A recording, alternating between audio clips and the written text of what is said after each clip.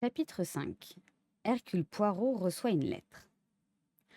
Les faits que je viens de relater ne me furent, naturellement, révélés que par la suite. Après l'interrogatoire des différents membres de la famille Arundel, je suis parvenue à les rétablir avec exactitude. Poirot et moi, nous nous occupâmes de cette affaire des réceptions de la lettre de Miss Arundel. C'était, je m'en souviens fort bien, par une matinée chaude et étouffante de la fin de juin. Chaque matin, en prenant connaissance de son courrier, le détective Hercule Poirot effectuait une série de gestes routiniers. Il prenait chaque lettre, étudiait l'enveloppe et l'ouvrait proprement à l'aide de son coupe-papier. Après avoir parcouru la missive, il la lançait sur un des 4 tas derrière son pot de chocolat. Poirot buvait toujours du chocolat à son petit déjeuner. Quelle détestable habitude! Il exécutait ses gestes avec une telle régularité que la moindre interruption dans le rythme devait attirer mon attention. Placé près de la fenêtre, je regardais le mouvement de la rue. Récemment débarqué d'Argentine, je prenais un certain plaisir à me retrouver une fois de plus dans le brouhaha londonien. Tournant la tête, je dis en souriant: Poirot, vous voulez me permettre de hasarder une petite remarque? Enchanté, mon ami, parlez. Je pris un air important et déclarai: Ce matin, vous avez reçu une lettre d'un intérêt particulier. Vous êtes un vrai Sherlock Holmes, mon cher. En effet, vous avez raison. J'éclatais de rire. C'est que, Poirot, je connais vos habitudes.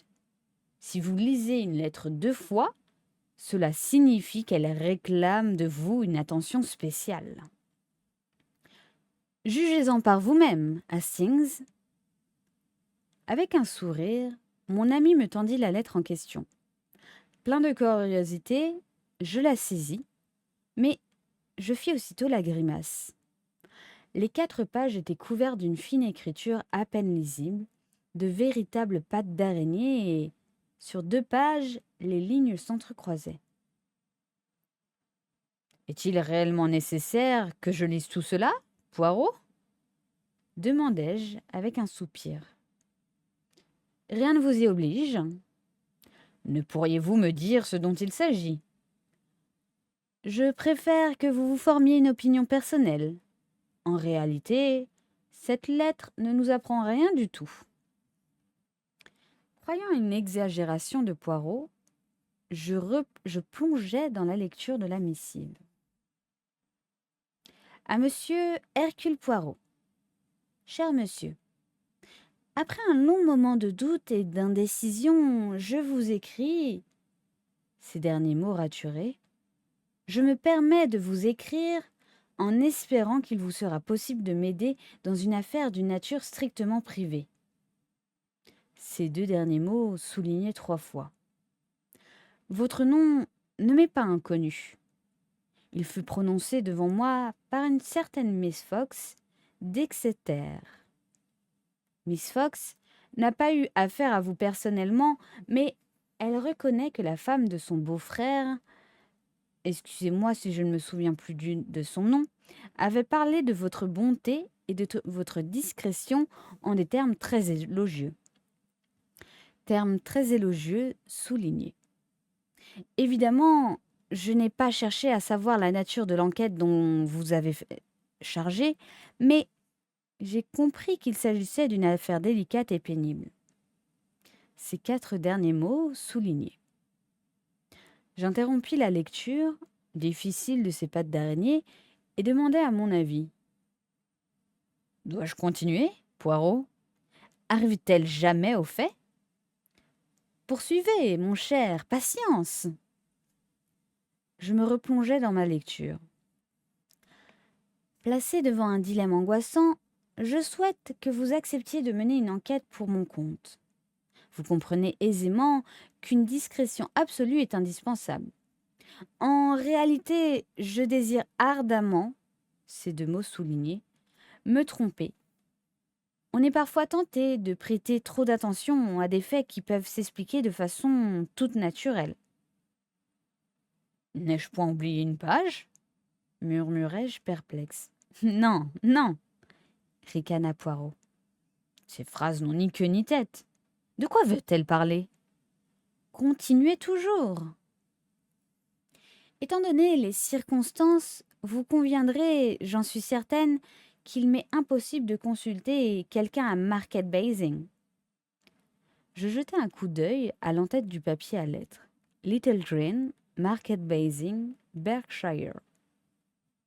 Et vous comprenez mon trouble actuel. Je me reproche sans cesse de lâcher la bride à mon imagination, mais je me sens toujours inquiète.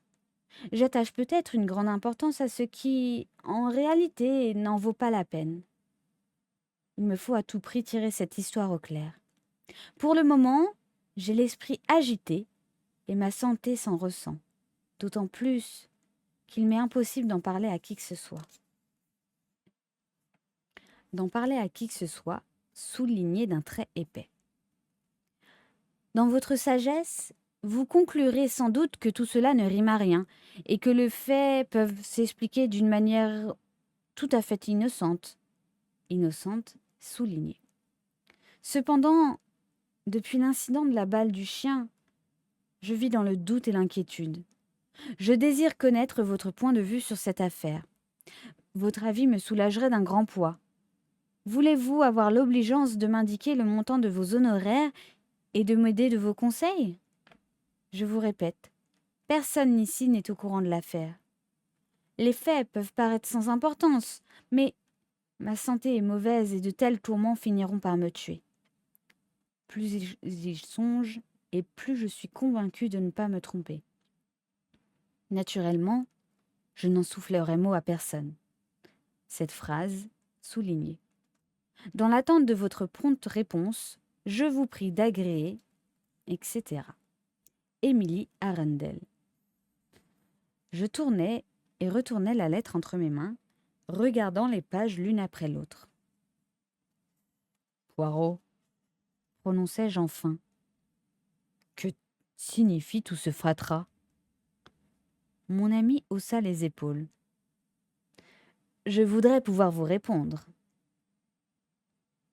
Je lançai la lettre sur la table d'un geste impatient. Quelle femme! Pourquoi Mrs. Arundel ou Miss Arundel? Miss, il me semble. Cette lettre a été écrite par une célibataire. Oui, m'écriai-je, par une vieille fille ridicule. Pourquoi ne dit-elle pas de quoi il s'agit? Poirot soupira. Comme vous le dites, Hastings, je vois là un déplorable manque d'ordre et de suite dans les idées. Or, sans ordre et sans méthode... Pourtant, Poirot, vous avez lu cette lettre 2 fois. Vraiment, je ne vous comprends pas. Poirot sourit. Vous, Hastings, vous auriez jeté cette lettre au panier? Sans aucun doute. Il est vrai que j'ai l'esprit lourd, mais je ne vois rien d'intéressant dans cette lettre. Il existe pourtant une chose assez curieuse qui m'a frappée tout de suite. Attendez, m'écriai-je, ne me dites rien. Voyons si je puis la découvrir par moi-même. J'examinai la lettre sous toutes ses faces, puis je hochai la tête. Non, je ne vois rien. La dame a eu la frousse, à tort ou à raison. Il serait difficile de le savoir. À moins que votre instinct... Poirot leva la main et dit d'un air offusqué. L'instinct? Vous savez que je déteste ce mot. Quelque chose me dit. Jamais de la vie. Je raisonne. J'emploie les petites cellules grises. Il y a dans cette lettre un point intéressant que vous négligez complètement, Hastings. Tant pis. Je donne ma langue au chat. D'une voix calme, Poirot déclara. Le point intéressant est la date. La date? Je ramassai la lettre. Sur le côté gauche, en haut, je lus. 17 avril. En effet, voilà qui est bizarre. 17 avril. Et nous sommes au 28 juin, Hastings. C'est curieux, n'est-ce pas? Plus de 2 mois se sont écoulés. Je hochai la tête, incrédule. Cela ne signifie pas grand-chose. Une erreur. Elle a écrit à avril au lieu de juin. Même alors, la lettre serait vieille de 10 ou 12 jours. Chose assez surprenante. Mais vous vous trompez, Hastings. Voyez la couleur de l'encre. Cette lettre a été écrite il y a plus de 10 ou 11 jours. Le 17 avril est bien la date exacte. Mais pourquoi cette lettre n'a-t-elle pas été mise à la boîte le jour même? Je haussai les épaules. C'est simple. La vieille demoiselle a changé d'idée. En ce cas, pourquoi n'a-t-elle pas détruit sa missive? Pourquoi l'avoir conservée et expédiée au bout de 2 mois? Devant la difficulté de répondre à cette question, je me contentais de hocher la tête. Il alla vers son secrétaire et prit une plume. « Vous comptez répondre à cette lettre ?» lui demandai-je. « Oui, mon ami. » Dans la pièce silencieuse, on n'entendait que le grincement de la plume de Poirot. Il faisait une chaleur étouffante ce matin-là. Une odeur de poussière et de goudron entrait par la fenêtre. « Non !» s'écria soudain Poirot en cessant d'écrire. « Ce n'est pas ainsi qu'il faut opérer !» Il déchira la lettre en deux et jeta les morceaux au panier. « Autant s'atteler tout de suite à la besogne. Allons-y, mon ami. Vous songez à vous rendre à Market Basing? Pourquoi pas? On étouffe à Londres, aujourd'hui. Allons respirer l'air de la campagne. » J'avais acheté une Austin d'occasion et je proposai à mon ami de la conduire à Market Basing en automobile. Parfait! Un temps merveilleux pour se promener en auto. Inutile de prendre un cache-nez.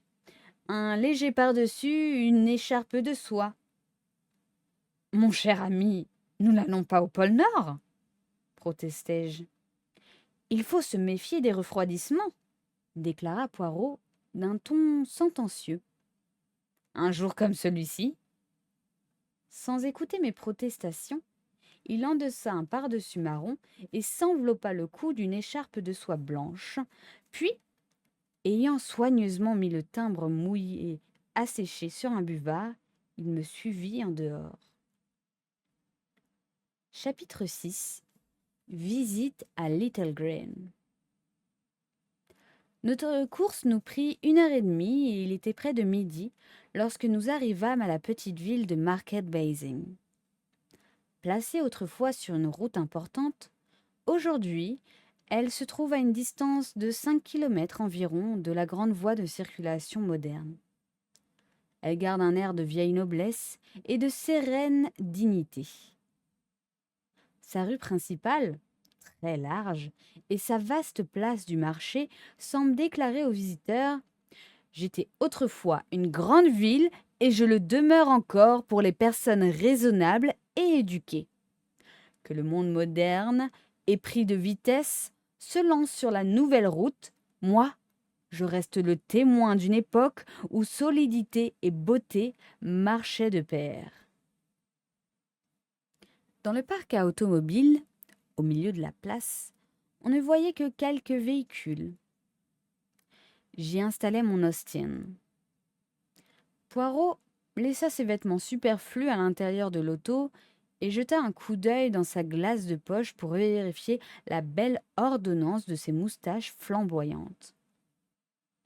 Nous étions prêts à commencer notre enquête.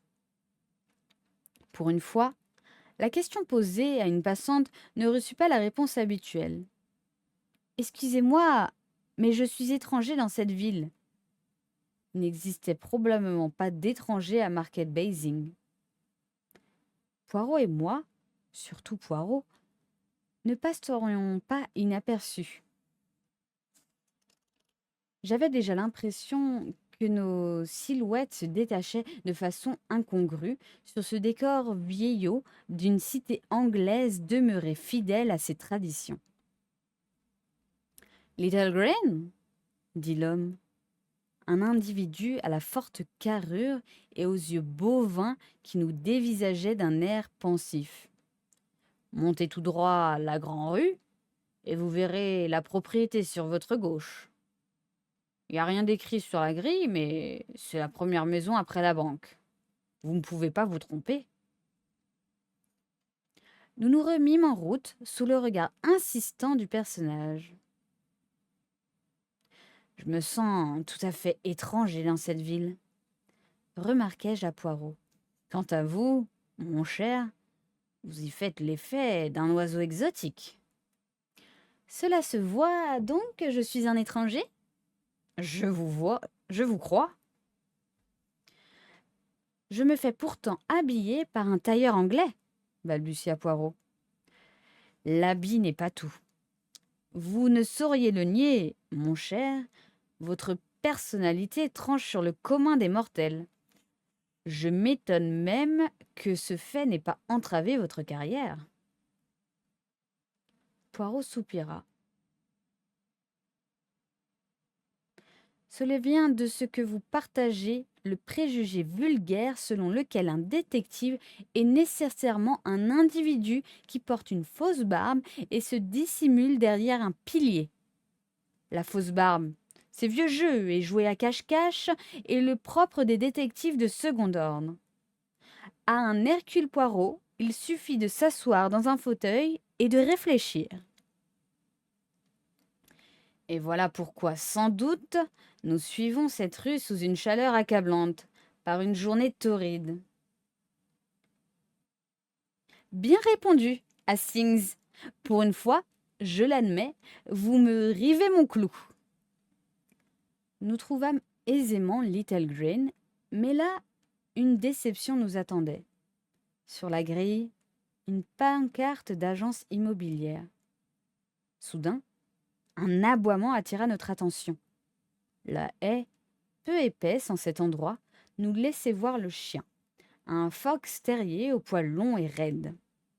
Dressé sur ses pattes largement écartées, il semblait prendre plaisir à se faire entendre.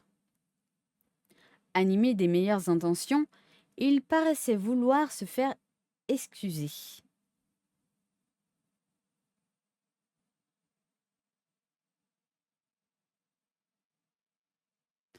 Voyons comme je suis bon chien de garde. Mais ne faites pas attention. Je m'amuse tout en remplissant mon devoir. J'aboie simplement pour faire savoir qu'il y a un chien dans la maison. Je m'ennuierais autrement. Vous allez entrer, j'espère. La vie est si monotone. Je voudrais bavarder un peu. Allons, fiston, lui dis-je en avançant le poing entre les barreaux. Allongeant le cou, il renifla d'un air soupçonneux, puis remua gentiment la queue en laissant échapper quelques courts aboiements, comme pour me dire « Nous n'avons pas encore été présentés l'un à l'autre, mais je vois que vous avez des bonnes manières. »« Bon vieux copain, » lui dis-je. « Waouh !» fit le terrier, aimable. « Eh bien, à quoi pensez-vous, Poirot ?» fis-je en me tournant vers mon ami. Son visage reflétait une expression bizarre que je ne pourrais définir, une sorte de joie contenue. L'incident de la balle du chien, murmura-t-il. Du moins, voici le chien. Waouh! Répéta notre nouvel ami. Puis, il s'assit sur son train de derrière, ouvrit largement la gueule pour bâiller et nous regarda, plein d'espoir. Et où allons-nous à présent ? Demandai-je à Poirot. Le chien semblait vouloir poser la même question. Parbleu, chez messieurs Gabriel et Screecher. La pancarte disait, en effet, de s'adresser au bureau de monsieur Gabriel et Screecher. L'agence Gabler et Scratcher se trouvait située sur la place du marché. Nous pénétrâmes dans un bureau sombre où nous accueillit une jeune fille aux yeux éteints. « Bonjour » dit poliment Poirot. À ce moment, la jeune personne parlait au téléphone, mais d'un geste, elle désigna une chaise et Poirot s'assit. Je cherchais moi-même un siège et m'approchai. « Je ne saurais vous l'affirmer, » disait la jeune fille au téléphone. « Non, j'ignore les conditions. »« Pardon ? Oh, l'eau courante ! Je crois bien qu'elle est installée, mais je n'en suis pas certaine. Je regrette beaucoup, mais il est sorti. Je ne sais pas. Oui, je lui dirai de vous téléphoner. Comment ? 8 1 3 5 ? Je ne comprends pas bien. Oh ! 8 9 3 5 39. Oh ! 5 1 3 5 ? Entendu. Il vous appellera. Après 6 heures ? Oh ! Pardon, avant 6 heures. Merci. Elle accrocha le récepteur, inscrivit 53 19 sur son carnet et tourna vers Poirot un regard vaguement interrogateur. Poirot alla droit au but. « Je remarque qu'il y a une maison à vendre au bout de la ville. »« Pardon ? Une maison à vendre ou à louer ?» prononça lentement Poirot. « Little Green. »« Oh, Little Green !» répéta la jeune fille. « Vous voulez parler de Little Green ?»« C'est bien ce que j'ai dit, » fit Poirot. La jeune personne sembla effectuer un pénible effort mental, puis annonça. « Monsieur Gabler est sûrement au courant de l'affaire. »« Puis-je voir Mr. Gabler ?»« Il est sorti, » répondit la jeune fille, l'air satisfait d'elle-même. « Savez-vous quand il rentrera ?»« Je ne saurais dire. »« Vous me comprenez, n'est-ce pas ? Je désire louer une propriété dans les environs. »« Parfaitement, » fit la secrétaire d'un ton tout à fait indifférent. « Et Little Green semble répondre à ce que je cherche. Pouvez-vous me donner quelques renseignements sur la maison ?»« Des renseignements ? » ?»« Des renseignements sur Little Green. » À contre-cœur, elle ouvrit un tiroir et en tira une liasse de papiers non classés. Puis elle appela. « John !» Un grand garçon efflanqué, assis dans un coin, leva la tête. « Oui, mademoiselle ? » « Avez-vous quelques renseignements sur... comment avez-vous dit ?»« Little Green », prononça très distinctement Poirot. « La photographie de la propriété est sur ce mur, » déclarai-je, levant le doigt. La jeune fille me lança un regard froid. « Savez-vous quelque chose sur Little Green, John ? » ?»« Non, mademoiselle. La fiche doit être dans le classeur. »« Je regrette infiniment, » dit la jeune fille de l'air le plus insouciant du monde. « Nous avons dû donner la fiche au dehors. »« Dommage, » fit Poirot. « Mais nous avons un très joli bungalow de l'autre côté de la ville. 2 chambres à coucher, un salon... » « Non, merci. Je voudrais savoir le montant du loyer de Little Green. »« Cette propriété n'est pas à louer, » déclara la secrétaire, abandonnant son air de complète ignorance et heureuse de contredire son interlocuteur. « Elle est seulement à vendre. »« La pancarte porte « à vendre » ou « à louer ». Je n'en sais rien, mais c'est seulement à vendre. » À ce point de la discussion, la porte s'ouvrit et un homme d'âge mûr, aux cheveux gris, entra précipitamment. Son œil vif s'éclaira à notre vue et ses sourcils interrogèrent l'employé. « Voici Mr. Gabler, » annonça la jeune fille. Mr. Gabler ouvrit la porte de son bureau et prononça d'un ton cérémonieux. Veuillez entrer, messieurs. D'un geste ample, il nous désigna 2 fauteuils et, assis devant un grand bureau, il nous demanda: Que puis-je faire pour vous être agréable, messieurs? Persévérant, Poirot soumit sa requête. Je désire quelques renseignements sur Little Grain. Sans le laisser poursuivre, Mr. Gabler se lança dans un vrai discours. Ah, Little Grain, quelle propriété magnifique! Une affaire superbe. Elle vient d'être mise sur le marché. Sachez, messieurs, qu'il est rare de trouver une maison de cette importance à un prix aussi bas. Le coût revient aux constructions solides. Les gens en ont assez de ces maisons à bon marché. On veut de la bonne bâtisse, honnête et confortable. Little Green ne restera pas longtemps en notre main. C'est une affaire qui s'enlèvera tout de suite. Un membre du Parlement est venu visiter cette propriété samedi dernier. Il y tient tellement qu'il revient ici à la fin de la semaine.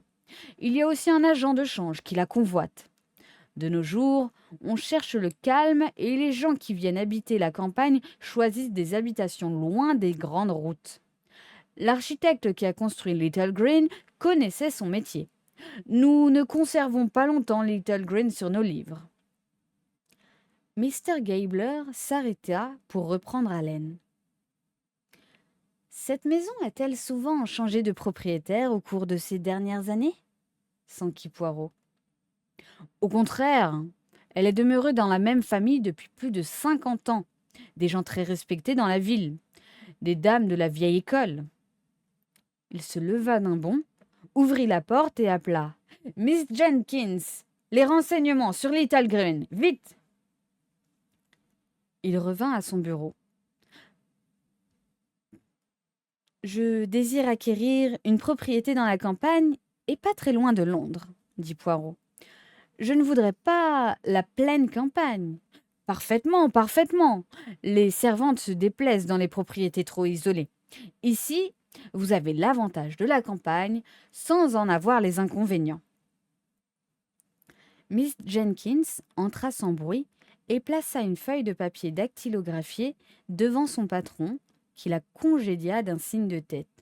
« Nous y voici, » annonça Mr. Gabler, lisant avec une vitesse acquise par l'habitude. Maison de style, 4 pièces de réception, 8 chambres à coucher avec cabinet de toilette, cuisine et office spacieux, vaste dépendance, écurie, etc. Eau courante, jardin à l'ancienne mode, ne nécessitant pas de grandes dépenses. En tout, 550 arès, 2 tonnelles, etc., etc. Et le prix est à débattre, 2850 livres. Pouvez-vous me donner la permission de visiter? Certes, cher monsieur. Votre nom et votre adresse? Mr. Gabler se mit à écrire d'une écriture pompeuse. À ma grande surprise, Poirot se fit appeler Monsieur Parotti. Nous avons dans nos livres 2 ou 3 autres propriétés susceptibles de vous intéresser, ajouta Mr. Gabler. Poirot accepta ces nouvelles adresses. « Peut-on visiter Little Green à toute heure du jour ?» demanda-t-il. « Certainement, cher monsieur. Les servantes sont toujours là. Je pourrais leur donner un coup de téléphone. Y allez-vous tout de suite ou après le déjeuner ?»« Plutôt après le déjeuner. »« Bien. Je leur dirai de vous attendre vers 2 heures. Cela vous va-t-il ?»« Merci. Vous disiez que la propriété de la maison était une Miss Arundel, il me semble? Non, Lawson. Miss Lawson est la propriétaire actuelle. La pauvre Miss Arundel est morte récemment. Voilà pourquoi la maison est en vente. Mais je vous assure qu'elle sera vite enlevée. Entre nous, si vous voulez faire une offre, ne perdez pas de temps, je vous ai averti. Il y a déjà 2 acquéreurs sur cette affaire, et cela ne me surprendrait guère si l'un ou l'autre faisait une offre ces jours-ci. Chacun sait que l'autre la veut. Vous comprenez? Rien de tel comme la concurrence pour stimuler les gens. Ah, cela m'ennuierait de la voir vous passer devant le nez. Miss Lawson est-elle pressée de vendre? D'un ton confidentiel, Mr. Gabler expliqua. La propriété est trop grande pour elle. Une vieille femme seule. Elle veut s'en débarrasser pour habiter Londres. C'est très compréhensible. Voilà pourquoi le prix est si bas. Se laisserait-elle tenter par une offre raisonnable? Mais oui, monsieur. Dites votre prix et ouvrez la discussion. Mais, croyez-moi, nous n'aurons aucune difficulté à obtenir la somme qu'elle demande. Il faut compter au bas mot 6 000 livres pour construire pareille maison, sans parler de la valeur du terrain et de l'emplacement. Miss Arundel n'est-elle pas morte subitement? Oh non, elle avait plus de 70 ans et depuis longtemps sa santé n'était pas brillante. La dernière de la famille. Peut-être connaissez-vous la famille? Je connais des personnes du même nom, sans doute des parents des Arundel de Market Basing.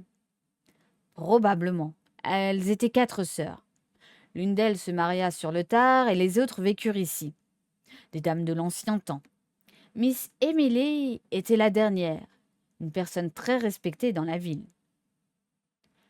Il se pencha en avant et remit à Poirot le mot d'introduction pour visiter Little Green.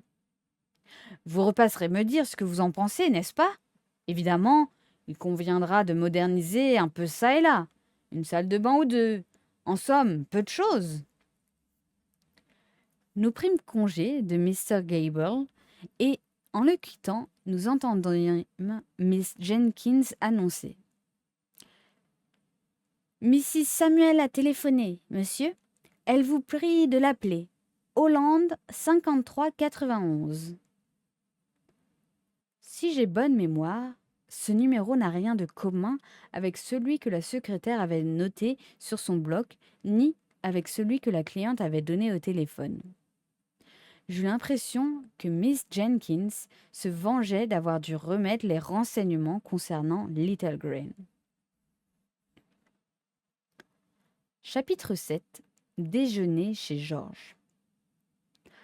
Lorsque nous nous retrouvâmes sur la place du marché, je remarquai le sourire de Poirot.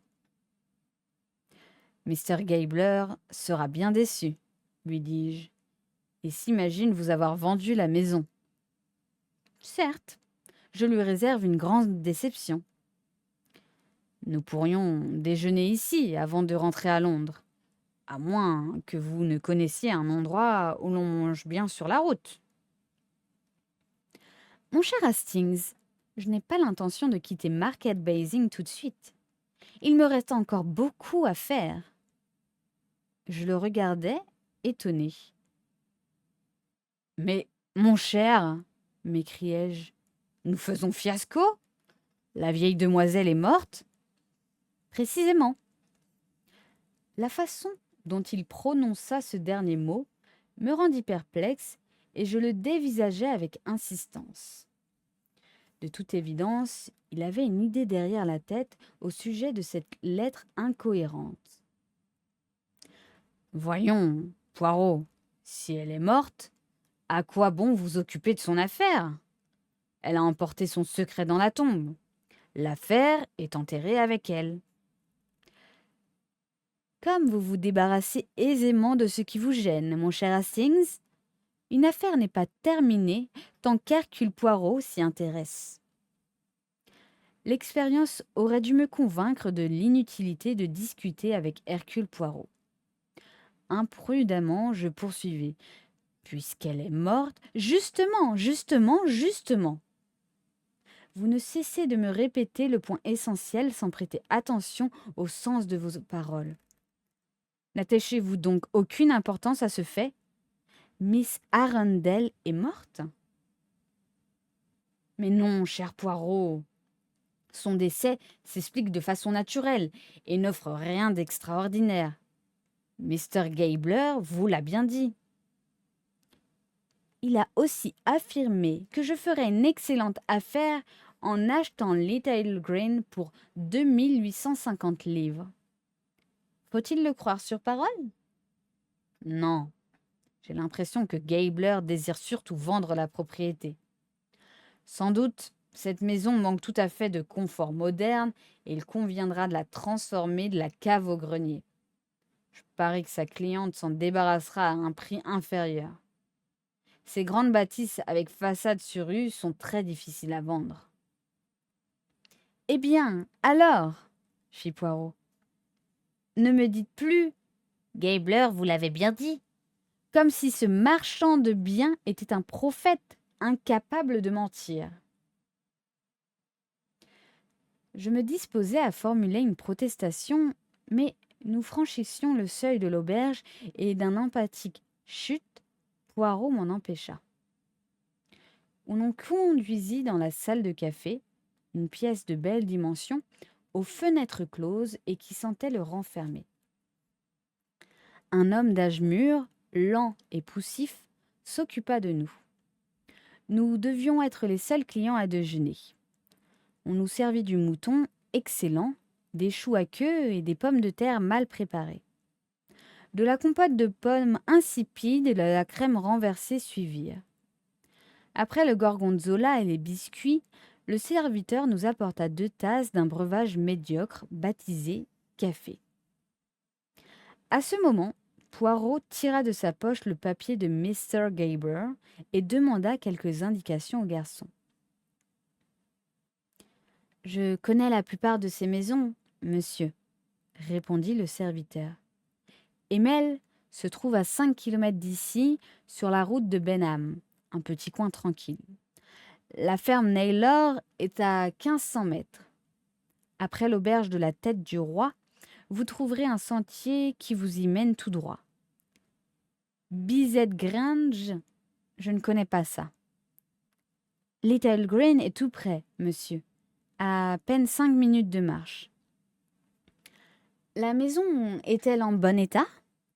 Oh oui, monsieur, en parfait état. La toiture, les canalisations et tout le reste. Évidemment, elle est vieille et vous n'y trouverez pas le confort moderne. Mais quel beau jardin! Miss Arundel aimait tant son jardin. À ce qu'on m'a dit, la propriété appartient à une Miss Lawson. En effet, Miss Lawson était la dame de compagnie de Miss Arundel. Celle-ci, en mourant, lui a tout laissé. Vraiment? Sans doute n'avait-elle pas d'héritier? Ce n'est pas tout à fait cela, monsieur. Miss Arundel avait des nièces et un neveu. Mais voilà, Miss Lawson demeurait toujours auprès d'elle. Et, vous savez, une vieille dame. Sans doute, la maison formait-elle la majeure partie de l'héritage? N'y avait-il peut-être pas beaucoup d'argent? Il m'a souvent été donné de remarquer que là où une question directe manquerait son but, une fausse allégation provoquait d'ordinaire un apport de renseignements sous la forme de contradictions. Mais si, monsieur, tout le monde a été surpris de la grosse fortune laissée par la vieille dame. Le testament a été publié dans les journaux et on a donné le chiffre et tout. Depuis des années, Miss Arundel entassait ses revenus et elle a laissé 300 ou 400 000 livres. On dirait un conte de fées. La pauvre demoiselle de compagnie devient subitement très riche. Cette Miss Lawson est-elle jeune et capable de jouir de cette grosse fortune qui lui tombe du ciel? Oh non, monsieur, c'est une personne d'âge mûr. Le ton dédaigneux dont il prononçait le mot personne indiquait clairement que Miss Lawson, ex-dame de compagnie, n'avait guère fait impression à Market Basing. Le neveu et les nièces de Miss Arundel ont dû être bien dépités, murmura Poirot. Certes, monsieur, le coup a été plutôt rude. On ne s'y attendait guère et on a beaucoup parlé à Market Basing. Certains prétendaient qu'il était injuste de léguer sa fortune à des personnes étrangères à la famille. D'autres déclaraient que chacun a le droit de disposer de ses biens comme il l'entend. Il y a du pour et du contre. Miss Arundel habitait-elle ici depuis longtemps? Elle et ses sœurs ont toujours vécu à Little Green avec le vieux général Arundel, leur père. Je ne me souviens guère de lui, mais il paraît que c'était un type. Il a réprimé la révolte des Sipais aux Indes. Combien avait-il de filles? 3, il me semble, ou plutôt 4. Une était mariée. À Little Green, j'ai vu Miss Matilda, Miss Agnès et Miss Emily. Miss Matilda mourut la première. Ensuite, Miss Agnès et enfin Miss Emily. Tout récemment?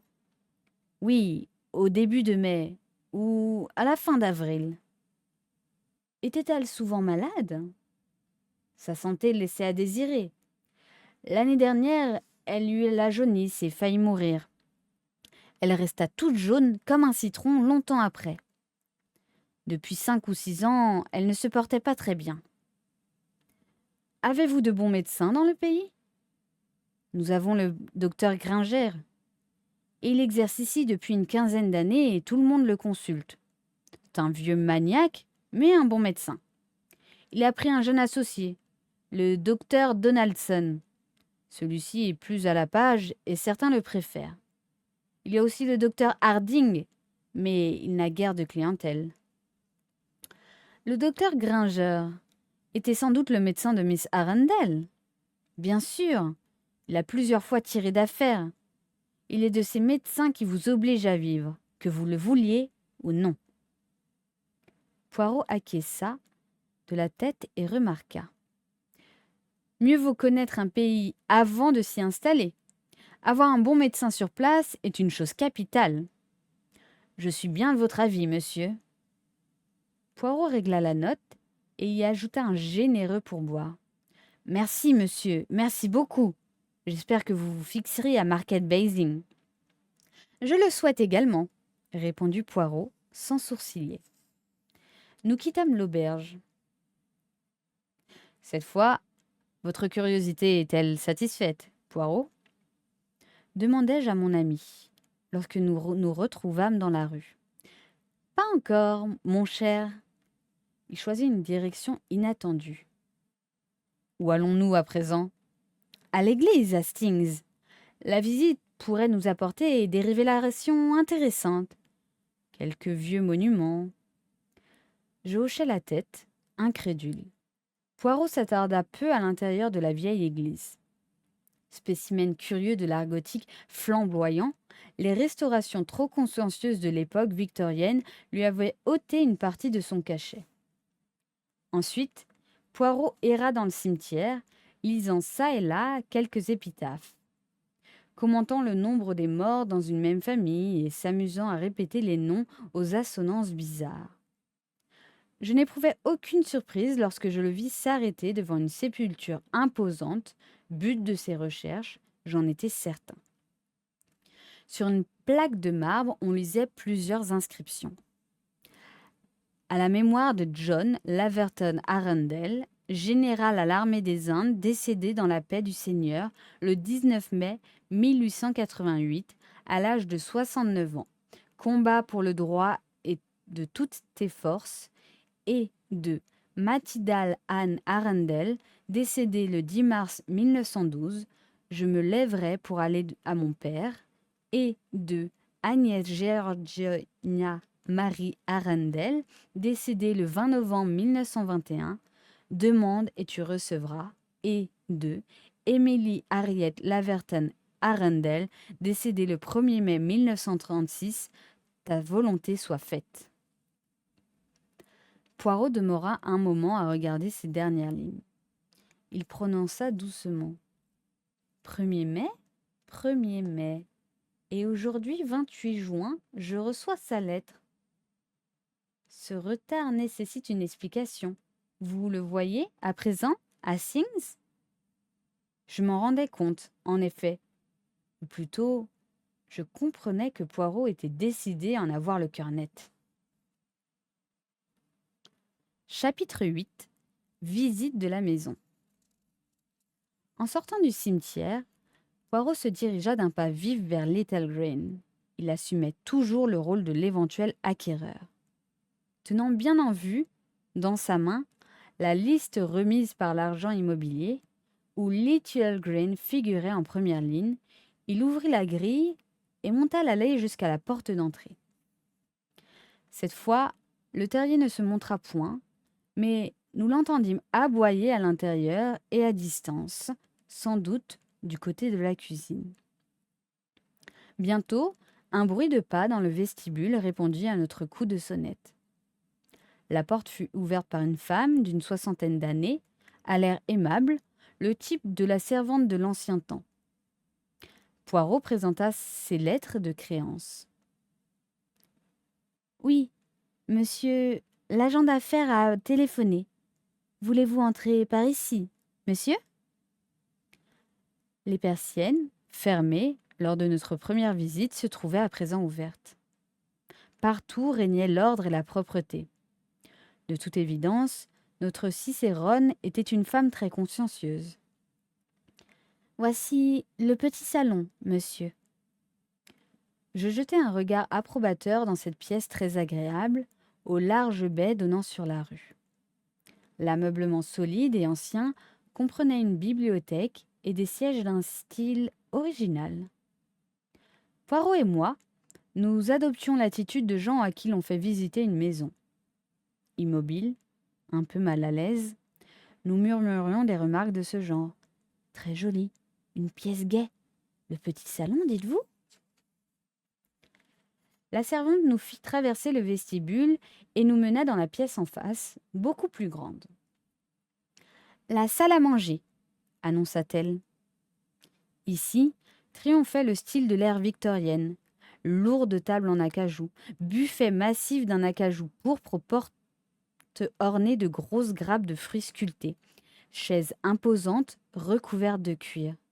Au mur étaient accrochés des portraits, sans doute des portraits de famille. Le chien aboyait dans quelques coins de la maison. Bientôt, ses cris redoublèrent et il arriva en courant dans le vestibule.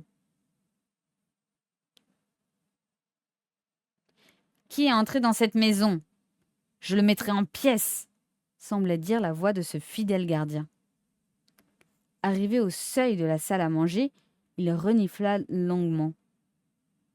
« Oh, Bob, méchant petit chien !»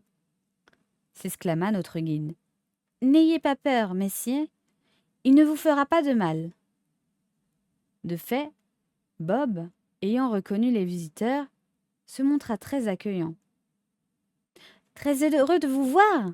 semblait-il dire en reniflant nos chevilles. « Excusez le bruit de tout à l'heure, il me faut remplir mon devoir et veiller à ne laisser pénétrer que des gens respectables. Je suis heureux de voir des visiteurs. Vous avez des chiens, il me semble. » Cette dernière remarque s'adressait à moi et je me baissai pour caresser le brave animal. « Un gentil petit chien, » dis-je à la servante. « Est-il vieux ? » « Non, monsieur. Bob n'a guère plus de 6 ans. Il aime à jouer comme un petit chien. Il prend les pantoufles de la cuisine, nière et s'amuse drôlement. À l'entendre aboyer, on le croirait méchant, mais il est très doux. La seule personne qu'il ne peut supporter, c'est le facteur. Le pauvre homme en a une peur bleue. » À présent, Bob flairait le bas du pantalon de Poirot.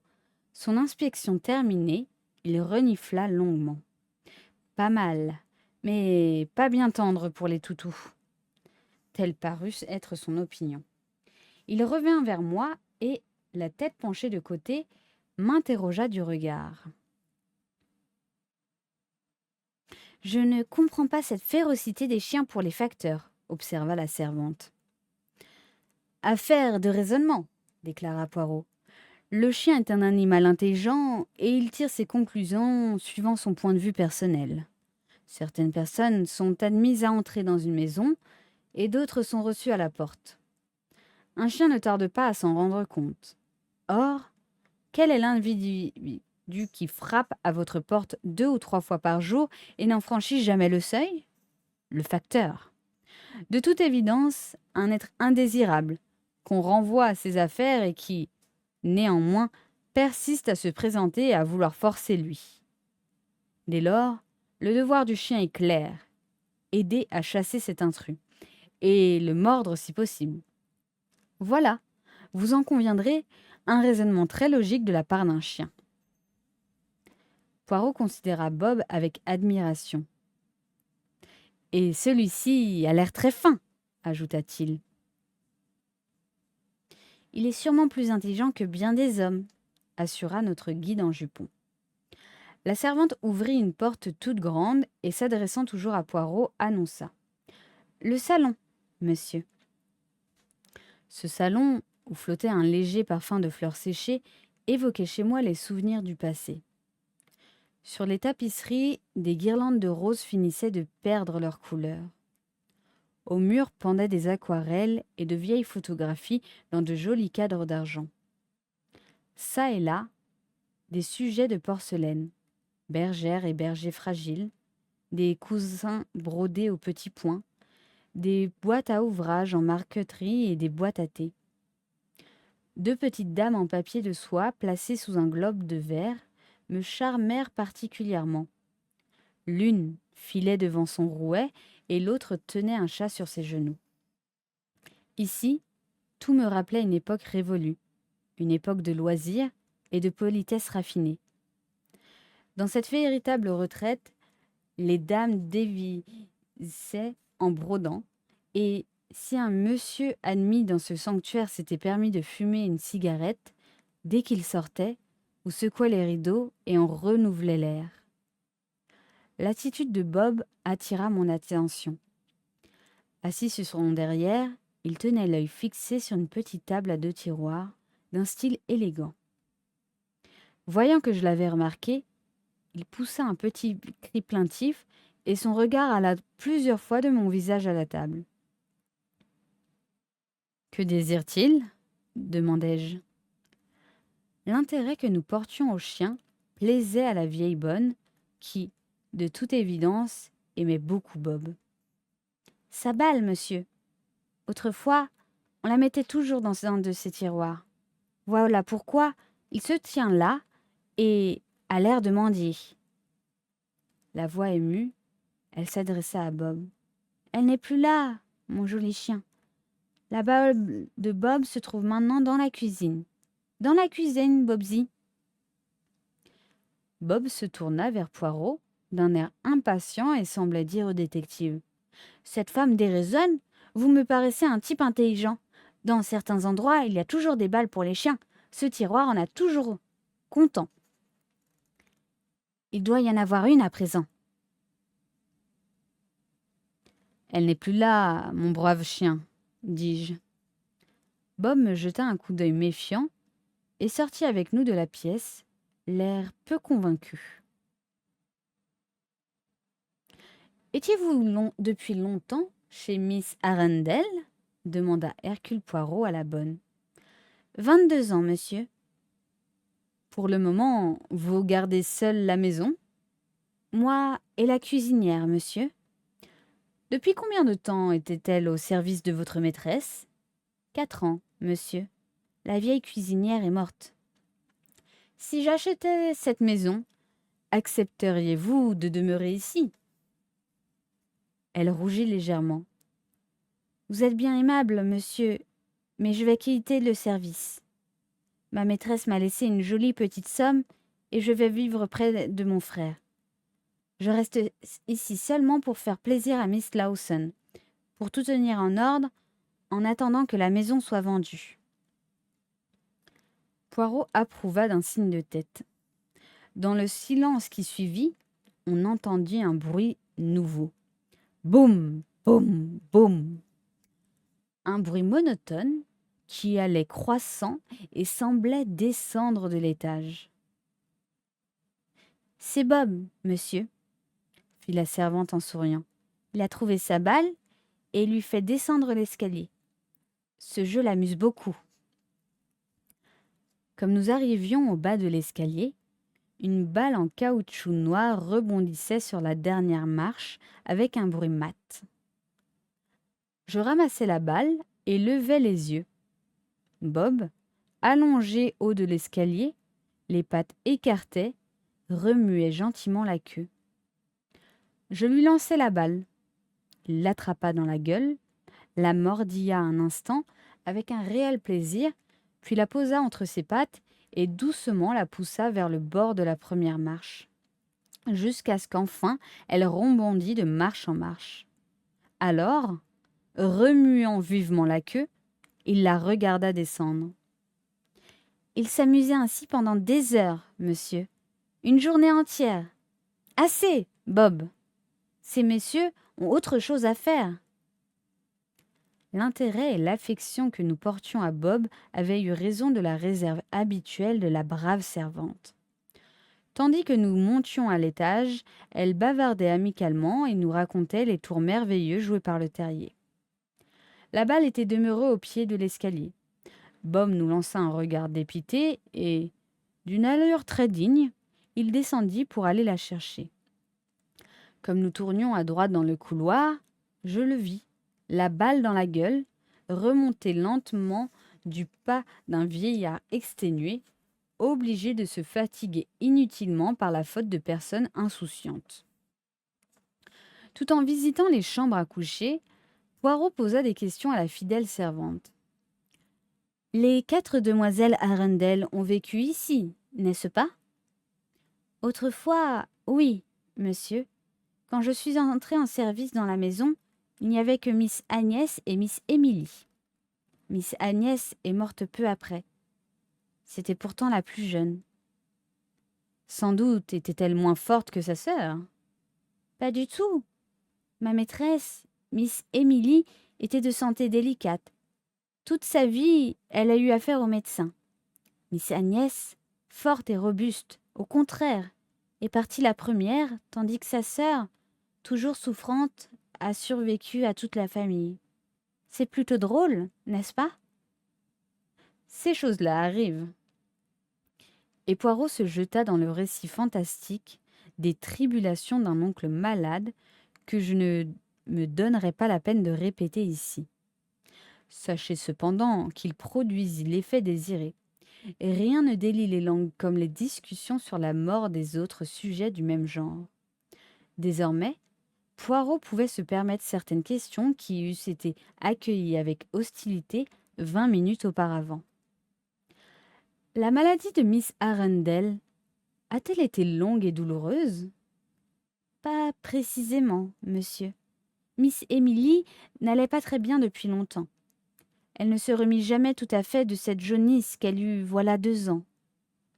Elle resta toute jaune et le blanc des yeux. Ah oui, c'est bien cela.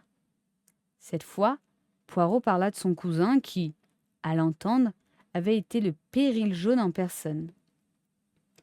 Ma pauvre maîtresse éprouva de terribles malaises. Elle ne pouvait garder aucune nourriture. Le docteur Granger la croyait perdue, mais il s'y prenait si bien pour la remonter. « Allons, lui disait-il, vous voulez rester allongé et commander votre cercueil? Je me sens encore un peu l'envie de vivre, docteur.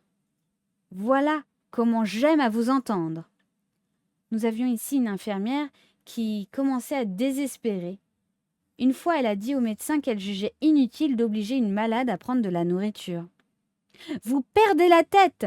cria le médecin. « Forcez-la à manger et insistez pour qu'elle prenne du bouillon de viande, des fortifiants et des gorgées d'eau-de-vie. » Il termina par une remarque que je n'oublierai jamais. « Vous êtes jeune, ma fille, et vous ignorez le puissant désir de vivre chevillé au corps des vieillards. Les jeunes meurent sans résistance parce que la vie ne les intéresse pas assez.